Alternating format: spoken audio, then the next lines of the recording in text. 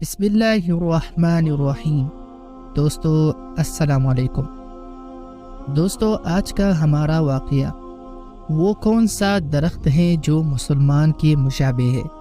تو چلیے آج کی اس خوبصورت ویڈیو کی جانب۔ صحیح بخاری شریف میں حضرت عبداللہ ابن عمر رضی اللہ تعالیٰ عنہ سے منقول ہے کہ ہم حضور صلی اللہ تعالیٰ علیہ وسلم کے پاس بیٹھے ہوئے تھے۔ آپ نے فرمایا، مجھے بتلا وہ کون سا درخت ہے جو مسلمان کے مشابہ ہے، جس کے پتے جڑتے نہیں، نہ جاڑوں میں نہ گرمیوں میں، جو اپنا پھل ہر موسم میں لاتا رہتا ہے۔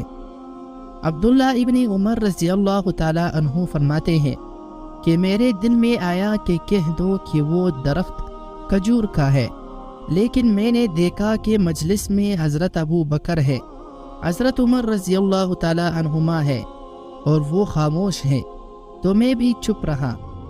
آن حضرت صلی اللہ تعالیٰ علیہ وسلم نے فرمایا کہ وہ کھجور کا درخت ہے۔ جب یہاں سے اٹھ کر چلے تو میں نے اپنے والد حضرت عمر رضی اللہ تعالیٰ عنہ سے یہ ذکر کیا، تو آپ رضی اللہ تعالیٰ عنہ نے فرمایا، پیارے بیٹے، اگر تم یہ جواب دے دیتے تو مجھے تمام چیزوں کے مل جانے سے بھی زیادہ محبوب تھا۔ دوستو یہ تھا ہمارا آج کا مختصر واقعہ۔ اگر آپ کو ویڈیو اچھی لگی ہو تو ویڈیو کو لائک اور چینل کو سبسکرائب کر دینا۔ ملتے ہیں نیکسٹ ویڈیو میں، تب تک کے لیے اللہ حافظ۔